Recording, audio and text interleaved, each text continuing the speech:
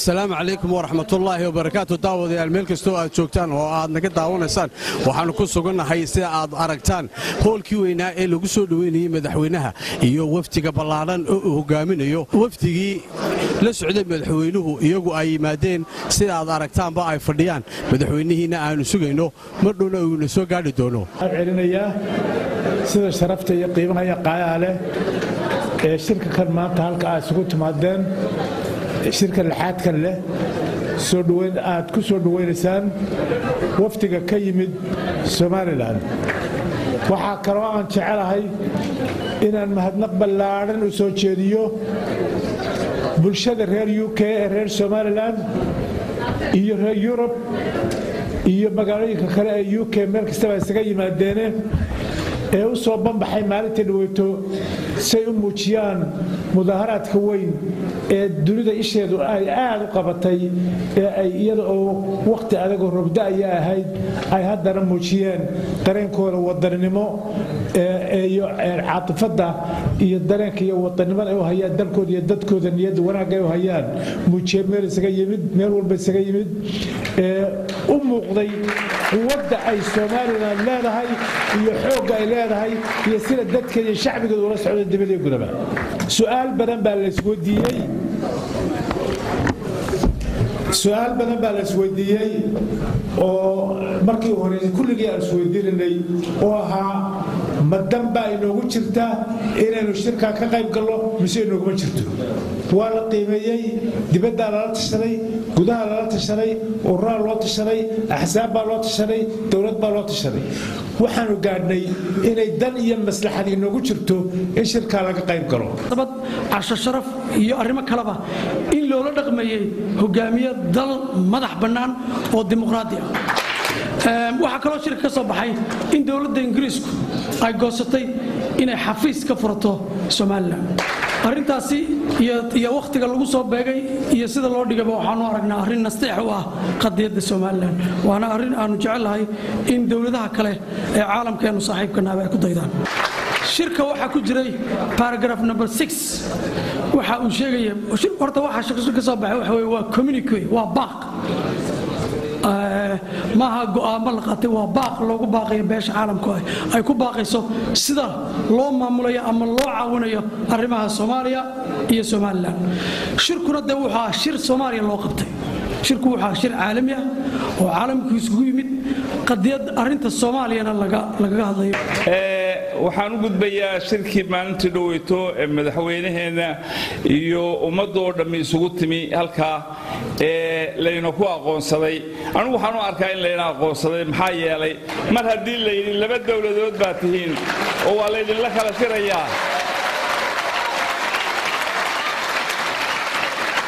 ballanqaadkii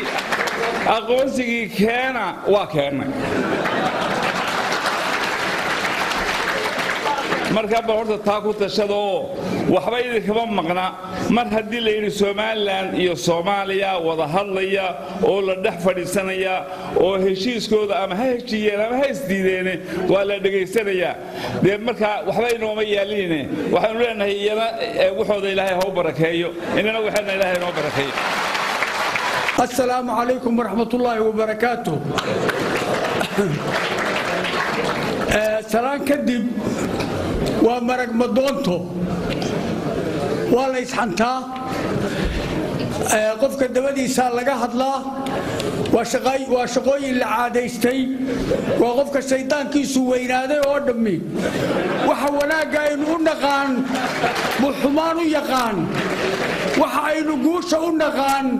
بقول درو يقان أشخاص تاس ويسوي ربضان ايان وينقو يران ترين وحليها يستفر كواربيهي ومرق مدونتو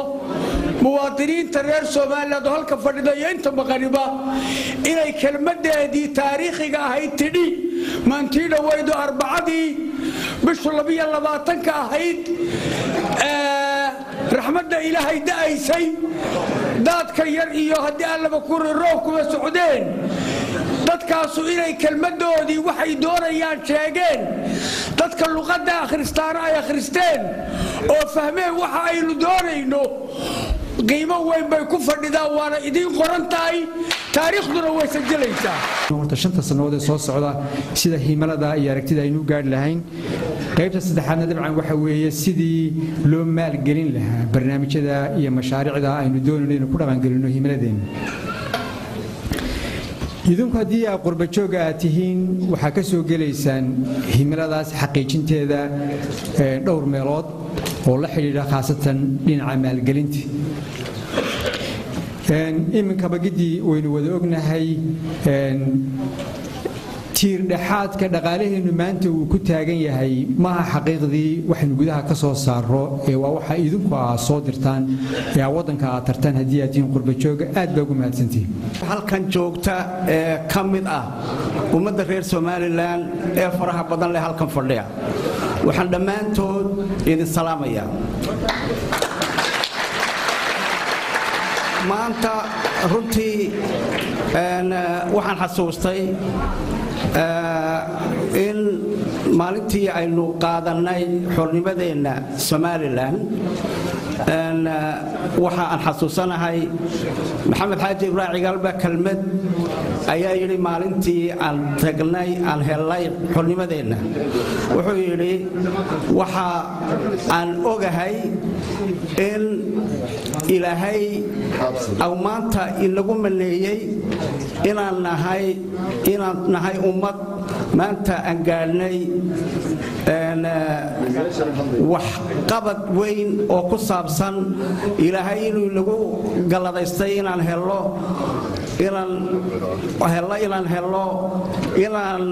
nahay ummad heshay maanta oo kulligood doonaya inaan isku wada nimaadno oo dabadeetana ay noqoto inaan helno wixii aynu doonaynay oo aynu ku guulaysanay maanta inaan helno wixii aynu maanta doonayno waxa kaloo ilaahay mahadiya markay maanta isu yimaadeen 54 dowladood ku dhawaad oo dadkii caalamkan maanta aadee dadkii uga ilaahay awood badan siiyay xaq adduun iyo xaq dhaqaale iyo xaq garasho adduunka u taliya markay muddo rafanayeen waxa soo lacag galiyeen ee Mareykan iyo Ingiriis iyo dowladda mateerial isu yimaadeen ee nin waliba baaciyay waxa ilaahay mahadiya inay dhaafin waayeen oo ay noo marxaad furan hadaynu Soomaaliland nahay bishii May 1991 burcad go'aankii aynu ku gaadhnay mid dhaafsan inay soo saari kari waayeen caalamka oo maanta laynoo soo noqday 22 sano ka bacdi oo la yiri laba meelood iyagoo ah loo garqaado qodobka ugu weyn ka soo baxay waxa weeye iyaga oo laba dawladda ama laba qolo oo soo fadhiya loo garqaado wuxuu oo yaan nimankaan la isku qasbin ee hawada hadleen mar hadduu caalamka 22 sano halkaynu joognay inaga oo dagaal ka soo baxnay oo daalan oo wareersan go'aankii aynu dhignay war 26 Juun lagu celiyo oo labadii qoleen kala hayna mar haddaynu dino aynu kala baxano oo mid wixiisa soo dhistay barigeenu si xiisanay yeelkeedii mar hadday caalamka taa dhaafin waayay oo garashadii ilaahay maalinta aynu helnay maanta adduunkeena u raacay iyana waa ilaahay mahadi caawa sharaf weyn waxaan salaamayaa madaxweynaha iyo wafdigiisa qurba jooga aan u nimi aan martida u nahay waxaan leeyahay assalaamu calaykum waraxmatullaahi wabarakaatuh marka labaad arrinkan maanta aan u soconno aan waxaan u arkaa arrin sharaf weyn noo leh maadaama aanu wada soconno markii u horreysay mucaarad iyo muxaafidba waa guul Soomaaliland soo hoyatay annagoo isku qalbiga qalbigu hadduu kala takan yahay waxa ma keeno arrinkan markii naloo keenay u horreysay madaxweynaha annaguba waan ka shakinay aad baa loo baaray ingiriiska loo yeeray waa la waraystay ilaa istaatiskii Somaliland uu meel dhigay maanan qaadan udubna waxay ahayd tii u horreysay ee markii ay waraysteen ku dhawaaqday in shirka la tago laakiin ninkii xanuunsanaya uu halkiisa laakiin go'aanka waan qaadan baaris baa la sameeyay wax kasta way leeyihiin wax kasta way hagaajiyeen laba arrimood baa soo baxay laba arrimood waa inaan address gareynaa mid waxa weeye waxa la yidhi cid waxa la yidhi Soomaaliya soo heshiiyo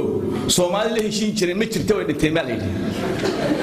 talabana waxa la yidhi ma haystaan wadan si Suudaan gacanta qabto arrintooda caawisa labada waa inuu sameeysanaa Soomaaliya waxa ay wada hadla ilaa iyo maanta shirka ka horo waxa laha Soomaalidu 4.5 iyo 18 gobol ku shaqeysato labada waa la tuuray 4.5 kii la soo malmaluuqay waa la tuuray 18 kii ursiyaad ku feegarayna waa la tuuray